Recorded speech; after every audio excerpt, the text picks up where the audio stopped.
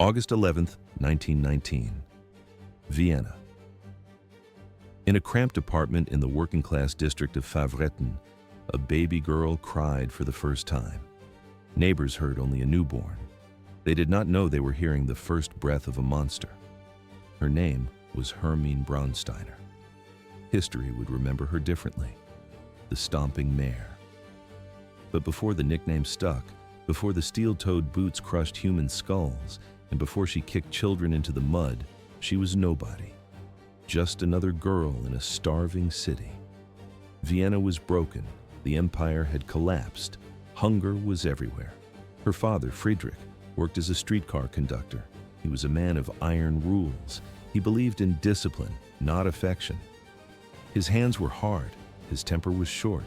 Her mother, Maria, tried to shield the 7 children with scraps of warmth, but the walls were thin. Why did the silence turn to violence? It seemed she was just a quiet child. But the resentment of a defeated nation is a powerful poison. The archival footage shows gray streets and long bread lines. Adults whispered in corners. They blamed traitors for their hunger. Little Hermine listened. She absorbed the hate like a sponge. Silence became her survival strategy. But inside that silence, ice was forming. It wasn't just pain. It was a cold, calculating detachment. She wanted a way out. Her dream was specific, a nurse's uniform. She craved the authority. She wanted the respect. But the tuition cost money she didn't have. The door slammed shut. She felt robbed. She looked at her hands and saw nothing but a future of scrubbing floors. She refused to accept it. She would find another ladder to climb. But fate intervened. 1938, the German army crossed the border. The Anschluss changed everything overnight. Red, white, and black banners draped every building. The noise of marching boots filled the air. Suddenly, there was a new path to power. The Nazi Party needed women, not just for cooking, for control. They wanted women who could be ruthless without blinking. She started as a housemaid for a wealthy family. It wasn't enough. She wanted status. Then, she saw the recruitment posters. The SS needed female auxiliaries, good pay, a pension, a uniform. At first glance, it was just a civil service job. But in reality, it was a ticket to the inner circle of hell. In 1939, she applied to Ravensbrück. The gates opened. When 20-year-old Hermine stepped inside, the reality hit her. Barbed wire stretched for miles. The smell of unwashed bodies and fear hung heavy in the air. Watchtowers loomed like giants over the yard. Thousands of women stood in rags, starved and beaten. A normal person would feel sick. Her mind felt electrified. The camp logs indicate she adapted immediately. She held absolute power over life and death. For a girl who had been invisible, this was a drug. The prisoners lowered their eyes. She raised her chin. Her supervisors watched closely. They saw potential. She didn't just follow orders, she enforced them with joy. While other guards looked away during beatings, Hermine leaned in. She used her boots. She used her fists. The cruelty she had suppressed in Vienna now flowed freely. Punishment became her hobby. Promotion followed quickly. More responsibility came next. But Ravensbrück was too small for her ambition. The system needed her somewhere worse, somewhere louder. In October 1942, the transfer orders arrived. She packed her bags. She was heading to Majdanek. It was no longer just a prison. It was a factory of death, and she was the new manager. 2 words defined Majdanek: industrial extermination. Majdanek was not built for imprisonment. It was built for death. Hermine Braunsteiner arrived and immediately understood the assignment. The prisoners were not people here. They were numbers. They were objects. They were disposable. The guards had a specific mandate, not just to maintain discipline, but to break spirits, to crush hope, to turn suffering into a daily routine. And Hermine did not just adapt, she flourished. Why did survivors remember her feet first? It was the sound, the heavy rhythmic thud of steel-capped jackboots on concrete. Survivors described those boots before they even mentioned her face. Heavy, steel-capped, deadly. With those boots, she kicked women until their ribs snapped. The The sound resembled dry twigs breaking. She stomped on their necks until they stopped moving. She struck prisoners with a riding crop until skin peeled away from flesh. She beat children for falling behind in work details. But this was only the beginning. She became known for one particular act of cruelty. It earned her a name whispered in terror across the entire camp, the Stomping Mare. Survivors testified again and again. They saw the violence. They saw her drag children by their hair across the dirt. They saw her choose which women would be loaded onto trucks headed for the gas chambers. They saw her whip prisoners so violently that blood soaked into the earth. At first glance, a female guard maintaining order, but in reality, a predator hunting prey. The most horrifying stories all had one detail in common: her boots. Hermine did not just kick prisoners, she stomped them again and again. She applied enough force to crush bone, enough force to kill. One mother testified about the horror. She watched as Hermine grabbed her daughter. The girl was no older than 8. Hermine threw the child onto a truck destined for death. The mother begged, she screamed, she fell to her knees. Hermine did not show mercy. She lifted her boot and kicked the woman directly in the throat. The blow was so hard the woman collapsed, gasping for air on the ground. Hours later, the child was dead. And Hermine did not lose a moment of sleep. Majdanek was a place of unending horror. Mass shootings, random beatings, thousands dying of starvation and disease. But even among the other guards, Hermine stood out. She didn't just follow brutality, she escalated it. Events accelerated. In late 1943, the camp underwent one of the largest mass executions in the entire war. Operation Harvest Festival. 18,000 Jews shot in a single day. The SS men carried out the massacre. But Hermine prepared the targets. She helped organize the prisoners. She forced them onto transport lines. She struck them when they hesitated. She beat them when they cried. Survivors observed her demeanor. She moved through the chaos with a chilling calmness. It looked as if she was directing foot traffic, not mass murder. After the operation, the reward came. Hermine was awarded the War Merit Cross, 2nd class, a medal for loyalty, a medal for exceptional service. She had helped destroy thousands of lives. The Nazi regime rewarded her for it. By early 1944, her reputation was absolute. The slightest mistake brought her wrath. A dropped tool, a stumble during roll call, a whispered conversation. All were worthy of beatings that left prisoners unable to stand. She became so feared that prisoners would freeze whenever they heard her voice. Even SS officers admitted the truth. She seemed to enjoy the cruelty more than most. But there was no turning back. Her reign at Majdanek was approaching its end. The Soviet Red Army advanced toward Poland. The SS began evacuating camps. Evidence needed to be destroyed. Prisoners needed to be marched west, and Hermine needed to escape. She had to vanish before the world learned exactly what she had done. In April 1944, she was transferred to Krieghoff, then to Ravensbrück again. She returned as a more experienced, more brutal guard, but nothing compared to the horror she had unleashed at Majdanek. The camp consumed her. It shaped her. It revealed the worst parts of her nature. Even though she left Majdanek physically, she carried the darkness with her. The war finally ended. 1945. The war ended, but Hermine Braunsteiner did not surrender. She did not confess to a single crime. She did not hesitate. Instead, she acted with cold calculation. She took a knife and scraped the SS runes off her heavy leather boots. She burned her uniform in a pile of debris. She destroyed every document that linked her to the camps. Then, she stepped into the ruins of post-war Europe and vanished. Why did no one stop her? Thousands of checkpoints blocked the roads, but chaos was her shield. Austria was broken.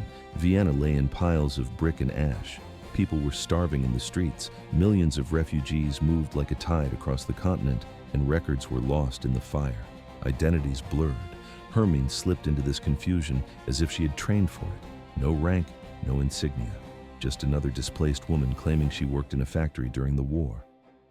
At first glance, a harmless victim of the conflict, but in reality, a killer hiding in plain sight. It worked. She took domestic jobs to survive. She scrubbed floors, cleaned houses, and cooked meals for strangers. She blended into normal society with the same terrifying efficiency she once used to maintain order in the SS. No one suspected a thing. No one looked at her hands and saw blood. They saw only a quiet, polite Austrian woman trying to rebuild her life. But this was only the beginning. In 1959, her path shifted. She met an American tourist named Russell Ryan. He was a merchant seaman from New York, soft-spoken and unassuming. They fell in love. They married. By 1964, Hermine was ready to move again. She stood before immigration officers with a valid visa and a new last name. She smiled. The officer stamped her papers. The woman who once stomped prisoners to death walked into the United States legally. The footage shows a calm suburban street in Queens, New York. Neat lawns, brick houses, parked cars. Hermine Ryan settled into this picture perfectly. She shopped for groceries at the local market. She chatted with neighbors over the fence. She fed stray cats on her porch and sat in the front row at church every Sunday. To the people of Queens, she was friendly. She was sweet. She was helpful. They had no idea. They did not know their neighbor once wore steel-toed boots designed for violence. They did not know she had kicked a woman so hard that her intestines ruptured. They did not know she grabbed children by the hair and threw them onto trucks headed for the gas chambers. They saw a housewife. History saw a monster with a nickname whispered by survivors with trembling lips, the Stomping Mare. But across the ocean, the past refused to die. Survivors of Majdanek were scattered across the globe. They built new lives, but they checked the faces in every crowd. They remembered, and they asked the same haunting question. What happened to her? In 1968, the answer surfaced. A journalist named Eleanor Wehr was investigating Nazi war criminals living abroad. She was methodical. She dug through archives and cross-referenced lists. She noticed a detail that did not fit. A woman named Hermine Ryan, formerly Braunsteiner, was living comfortably in Queens. Wehr dug deeper. She pulled the old testimonies. She laid the wartime photographs next to recent pictures. The truth hit her like a physical blow. The facial structure was identical. The eyes were the same. The Stomping Mare was not dead. She was living a quiet life in New York City. Wehr contacted the American authorities immediately. The file was opened. The evidence was presented. What followed was not just an arrest. It was one of the most dramatic unmaskings of a war criminal in United States history. The mask had finally cracked. 1971. That was the year the silence broke. Why did Hermine believe she was untouchable? She lived a quiet life in Queens, but the screams of Majdanek echoed louder than her lies. Journalists swarmed the front lawn. Microphones tapped against the windows. Neighbors stood on their porches, watching in disbelief as police escorted the housewife to the patrol car. The mask cracked instantly. Her calm, gentle demeanor evaporated. Hermine did what she always did when cornered. She lied. She denied beating prisoners. She denied stomping women to death. She denied selecting children for the gas chambers. Her defense was simple. She claimed she was a secretary, a gatekeeper, a clerical worker who only handled papers. She insisted the witnesses were mistaken. But the lies crumbled. One survivor after another stepped forward. They didn't remember a secretary. They remembered the boots. They remembered the specific sound of her heels on the concrete. They remembered the smile on her face as she kicked women across the yard. They remembered her voice. The footage shows. A survivor stands up in the hearing and points a trembling finger. The accusation hung in the air. That is the woman who kicked my mother until she died. Hermine's expression remained flat. She sat motionless. To her, these testimonies were administrative errors, not nightmares she had personally scripted. At first glance, a confused elderly woman, but in reality, the Stomping Mare of Majdanek. The United States government took action. In 1971, her citizenship was officially revoked for lying on immigration forms. Agents placed her in handcuffs. She was marched out of her Queens home. For the first time since 1945, the predator was captured. But this was only the beginning. Germany demanded her return. Extradition battles dragged on, but the law was clear. In 1973, she was put on a plane. The journey she thought she had escaped was dragging her back to the scene of the crime. The Majdanek trial began. It became one of the largest war crimes trials in post-war history. Survivors traveled from Australia, Israel, and America. Many had carried this trauma for 30 years. Many suffered nightmares every single night. They had vowed never to speak of the camp again. But they came. They came because they remembered the boots. Witness after witness described the sadism. One woman recalled seeing Hermine throw starving children onto trucks. The destination was the gas chamber. Another recounted how she selected hundreds of women for death simply because she disliked their appearance. In the frame, the crowded courtroom gallery filled with ghosts of the past. The details were graphic. She stomped prisoners so violently that their faces became unrecognizable pulp. Judges had to pause the proceedings to let survivors recover. The air in the room grew heavy. Even hardened prosecutors looked away, feeling physically ill. But Hermine sat stone-faced. No tears, no apology. She repeated one line like a mantra: "I never killed anyone." It was the same defense Irma Gries used before the hangman's noose, the same cold denial, the same monstrous disconnect from reality. Events accelerated. The archives did not lie. SS promotions matched the timeline of the atrocities. The evidence was overwhelming. In 1981, after a staggering 7-year trial, the judge read the verdict: guilty. Life imprisonment. She was convicted for the murder of at least 80 people and the brutal abuse of hundreds more. The true number was likely in the thousands, but the court required living witnesses for every count. The camera records. Hermine collapses into her chair as the sentence is read. The cold mask finally shattered. She realized there was no exit. The cage had closed.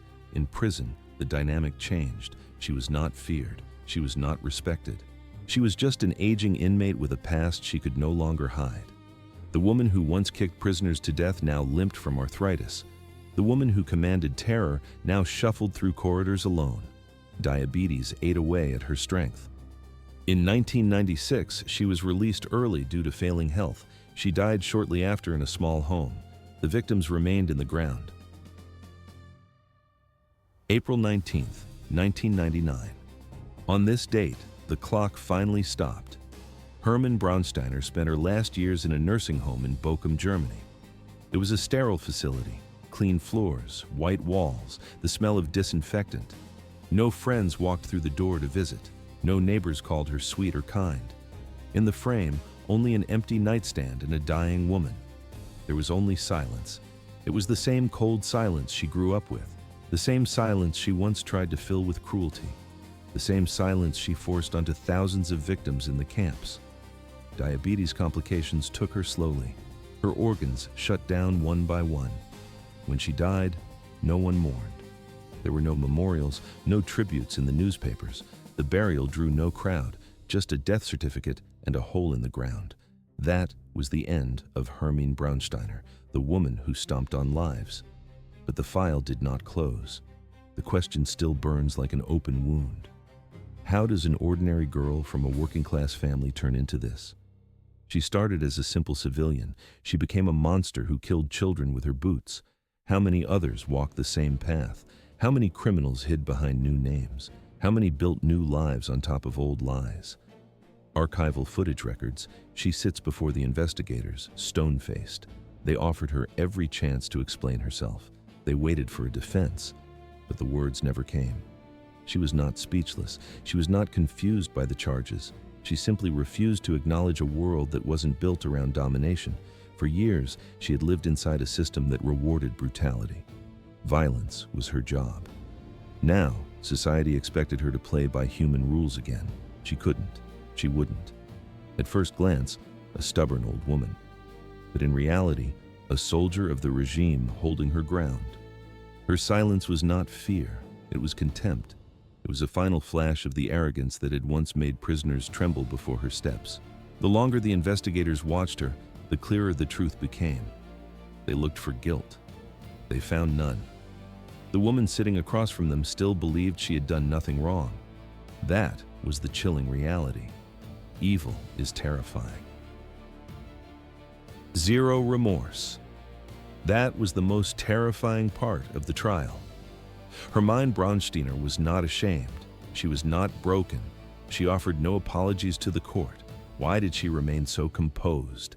It seemed impossible given the weight of the charges, but to her, the past was a closed chapter, and she refused to read it again. The heavy doors of the courtroom swung open. Witnesses entered the chamber one by one. They carried memories that no human should possess. They looked at the defendant with a mix of hatred and sorrow. Decades ago, they had been terrified teenagers in the camp. Now, they were older women, their faces lined by time and trauma. At first glance, Braunsteiner appeared to be a harmless grandmother. But in reality, she was the monster from their nightmares. The first witness took the stand. Silence fell over the gallery. Her voice was thin, barely a whisper in the large room. The microphone amplified every tremble. She did not speak of politics. She spoke of the boots. Everyone remembered the boots. Braunsteiner did not use them merely for walking. She used the heavy heels as weapons. She used them to kick, to crush, to destroy. The witness did not cry. Her hands gripped the wooden railing until her knuckles turned white. Her body had learned to bury fear long ago, but the footage shows she is shaking uncontrollably. The memory of the defendant was sharp enough to cut. Then came the next witness, and another. Testimony piled upon testimony. The courtroom walls seemed to dissolve. In their place, the barbed wire of Majdanek appeared. The judges shifted uncomfortably in their seats. Journalists stopped writing to listen. Even the armed guards by the wall looked down at the floor. But Braunsteiner felt nothing. Her face remained a mask. She sat motionless, her eyes dull and flat. Her hands rested loosely on the table. She looked like a woman waiting for a delayed bus, not a verdict for crimes against humanity. The crowd expected tears. They expected a denial. They waited for even a faint tremor of guilt. They got nothing. Braunsteiner was a void. She had never viewed her victims as people, and she was not starting now. It got worse. When the stories became particularly graphic, the defendant shifted her weight. She adjusted her blouse. She looked irritated. It was the look of someone forced to listen to a boring conversation. She refused to make eye contact with the survivors. Her gaze wandered past them, fixing on a blank spot on the wall. Then came the breaking point. During a harrowing account, one witness could no longer hold back. She stood up abruptly. The chair scraped loudly against the floor. Tears streamed down her cheeks. She raised a trembling arm and pointed a finger directly at Braunsteiner. Her voice cracked into a scream. She shouted the accusations that had lived in her throat for 30 years. This woman had murdered without hesitation. She had enjoyed the power. She had extinguished lives without a second thought. The courtroom froze. Security officers lunged forward. The judge hammered his gavel, shouting for order, but the witness did not stop until her strength failed, and she collapsed back onto the bench. Every head in the room turned to the defendant. They waited for a reaction. Braunsteiner blinked once, then twice. She checked her watch and looked away. The session continued. Hundreds of witnesses. That was the defining metric of her trial. For months, the testimonies piled up on the legal desks. Survivors arrived from different countries and different bunkhouses. They spoke different languages, but their stories always circled back to the same name. The same presence, the same figure who moved through the camp like a storm without mercy. Why did the details match so perfectly? Decades had passed, but trauma creates permanent records. Her cruelty was not occasional. It was habitual. It was not emotional. It was procedural. She did not kill in moments of sudden anger or panic. She killed because it was routine. And routine is always more terrifying than rage. Her defense team tried angles that evaporated the instant they touched reality. They claimed mistaken identity, but the witnesses pointed her out without hesitation. They claimed exaggeration, but the patterns aligned. They claimed she was following orders. Yet every survivor insisted her violence was not obedience, it was initiative. She did not wait for instructions, she created her own. At first glance, a victim of the era, but in reality, an enthusiastic participant. Her lawyers tried to paint her as a woman swept into a deadly machine she could not escape. But the prosecutors countered with hard paper. Documents showed her promotions, her commendations, her rewards for brutality. She had not been trapped, she had thrived. Events accelerated. Journalists coined a phrase for her, the face of unrepentant cruelty. It did not mean her expression was frightening. They meant her lack of one was. The evidence was overwhelming. Archival records, Nazi paperwork, survivor identifications, the sheer consistency across hundreds of stories, different continents, same woman. The court could ignore many things, but not that. The footage shows. The defendant sits motionless, eyes fixed on the middle distance. What broke the last piece of Braunsteiner's facade was not testimony. It was not evidence. It was the moment the prosecution described her selections. They detailed how she chose who would live another day. They explained how she wielded life and death not with sorrow, but with chilling efficiency. The judges leaned forward. The public leaned forward. Even the guards leaned forward. For the first time, Braunsteiner's face tightened, not in remorse, not in fear, but in frustration. She looked like someone annoyed that their past was being mischaracterized. She shook her head slightly. She whispered to her attorney. She glanced at the judges with a cold, controlled defiance. It was the only time she showed emotion, and it was the wrong one. There was no turning back. Eventually, the final day arrived. The courtroom was silent. Judges in their robes walked in with expressions carved from stone. Survivors who had waited decades filled the seats. The reporters held their breath. Braunsteiner sat with her chin slightly raised, a woman who had learned long ago how to stare down consequences. The verdict echoed like a hammer inside that chamber. Guilty, multiple counts, crimes against humanity. The weight of those words should have crushed her. But she did not flinch. In fact, for a moment she looked relieved, not because she accepted justice, but because the trial was over, because she no longer had to hear the voices of those she once controlled. But there was something else. A shift in the air, a tightening in the room. Despite her numbness, the past had finally caught her. She was sentenced. Guards approached. She stood. And for the first time in decades, the survivors saw her differently. Not as the towering figure of Majdanek, not as the brutal woman whose boots haunted their memories, but as an aging criminal led away in chains. Justice does not erase pain. It does not resurrect the dead. It does not undo the nightmares. But it does something quieter, something heavier. It closes the door that once stood wide open. For Braunsteiner, that door slammed shut. She disappeared behind it. The world exhaled. Prison did not change her. People hoped it would. They imagined that isolation and years of reflection might chip away at the stone inside her, that maybe time could force humility. But Hermine Braunsteiner remained the same. Zero remorse. That was the only consistent trait in Hermine Braunsteiner's final chapter. She lived her last years exactly as she had lived her youth, without introspection and without a single tremor of guilt. Her days in prison became a rigid loop. She woke up. She ate the tray of food. She walked the perimeter. She slept. It was purely mechanical. The guards noted her behavior in the logs. She rarely spoke unless necessary. A request for water, a confirmation of an order. When she did speak, her voice carried the same cold detachment she had worn in the camps decades earlier. Why didn't she break? Most prisoners crumble under the weight of such a past.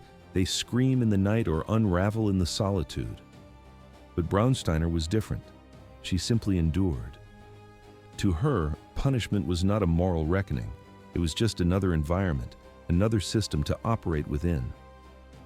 Journalists tried to breach the wall. Letters arrived requesting interviews. Reporters hoped for a fragment of regret or a final confession to tidy up the history books. She rejected every single request. She did not want to explain herself. She did not want to reflect. She refused to let the questions of history touch her. In her silence, there was no deep mystery. There was only a vacuum. Time took its toll. She grew older. Her frame became frail. Her movements slowed down. The staff observed her closely. Nurses who tended to her described a person who was physically present but mentally absent. She observed everything. She connected with nothing. At first glance, a harmless, unfriendly old woman, but in reality, a convicted killer who viewed empathy as a weakness. If the medical staff did not know her file, they assumed she was just difficult. But those who knew the truth felt the weight of her presence. It was dark. It was haunting. Outside the prison walls, the decades moved on. New wars erupted, governments changed. The headlines shifted to new terrors. But the threads of the Holocaust did not dissolve. The survivors aged alongside her. Some passed away in peace. Others lived long enough to see the news reports. She had been found, she had been tried, she had been punished. For many, that fact was enough. It was not closure, it was not healing, it was acknowledgement. The world had looked at their scars and said, "We believe you." That validation made the years of hunting worth the cost. But biology eventually won. Doctors determined her condition was critical. They recommended a transfer. She left the prison cell, not as a free woman, but as a patient. An ambulance took her to a facility equipped for high-level care. The irony was sharp. The woman who once decided who went to the gas chamber with a flick of her thumb now had her own life measured by machines. Charts tracked her vitals, monitors beeped in the silence, strangers worked to keep her breathing. There was a moment in those final years. It was small, but it stuck with the witnesses. A nurse entered the room one morning to help her sit up. She adjusted the pillows. She checked the IV lines. In the background, a television set was running. The screen flickered with black and white footage. It was a documentary about the Holocaust. The camera showed the camps. It showed the piles of shoes. It showed the faces of the dead. Survivors gave testimonies on the audio track. The sounds were muted, but the images were undeniable. The nurse glanced at Braunsteiner. The patient wasn't watching. She wasn't listening. Braunsteiner fixed her eyes on a blank section of the white wall. She stared directly at the plaster. She refused to turn her head even an inch. The past reached out from the screen, demanding attention. She blocked it out. She refused to engage with the mirror of the world she had helped build. No regrets, not even at the end. 1999. In a sterile hospital room in Bochum, the end arrived. The silence was absolute. There were no weeping family members in the hallway. No friends from her life in New York rushed to her bedside. No loyal supporters stood guard. The room contained only the rhythmic hum of medical equipment and a dying woman. Did she finally confess? It seemed the perfect moment for a single word of regret. But her lips remained sealed.